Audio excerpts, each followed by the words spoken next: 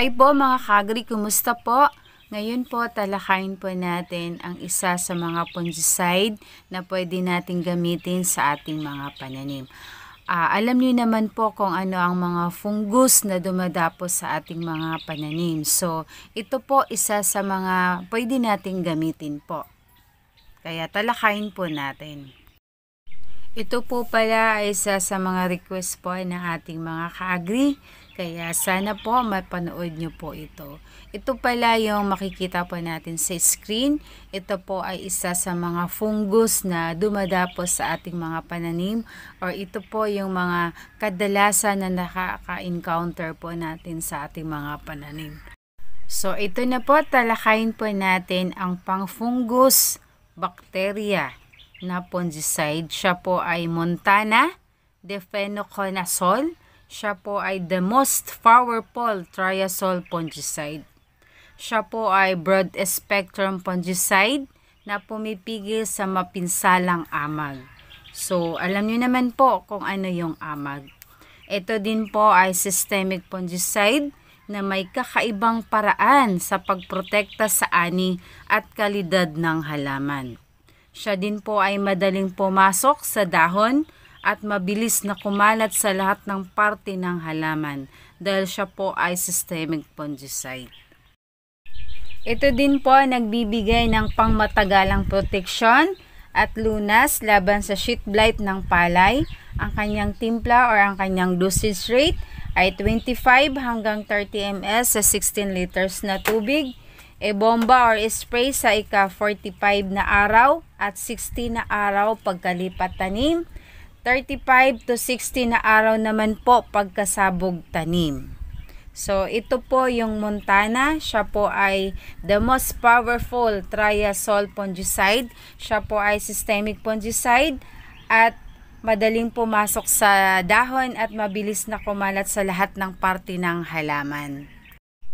Pwede din po natin gamitin siya sa tanim nating palay. Sheet blight, doon po siya magaling. Sa mangga naman po ay ang anthracnose. Sa sitaw naman po ay yung leaf spot, yung makikita mo sa dahon, yung parang inaamag, yung parang nagkulay brown siya. Sa kamatis naman po ay ang alternaria leaf spot, cercospora leaf mold, powdery mildew. Tapos sa talong naman po ay yung leaf spot. Tapos cabbage ring spot, alternaria. Sa asparagus naman po, stem and leaf blight. Sa sibuyas po ay ang purple blots.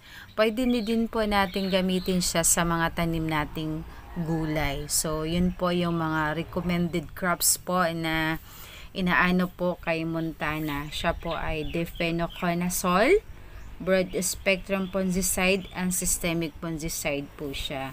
So, sa mga may mga katanungan po dyan, mag-comment lang po sa baba sa my comment section at pipilitin po natin sagutin po kayo. So, hanggang dito na lang po ang inyong lingkod. Maraming salamat po sa lahat ng inyong suporta na lagi po kayong andyan para panoorin po yung mga vlog ko.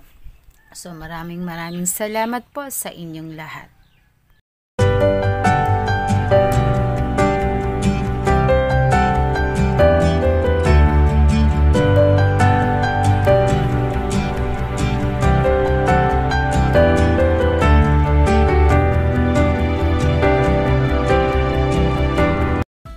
Bago po tayo mag-end, mag-shoutout po ako sa lahat ng aking mga subscribers, sa aking members. Ako si Nika Vlog, Mel MTV Vlog. Ayan, maraming salamat po sa inyo, Sir Prince Neljean. Ayan, maraming salamat po sa lahat ng inyong suporta, Sir Wilfredo Maronilla, at sa lahat ng aking mga subscribers, mga ka-agris, at sa lahat po ng team. So, maraming salamat po sa lahat ng inyong suporta na lagi po kayong andyan para sa akin. So, maraming salamat po at good luck po sa ating mga pananim. Thank you!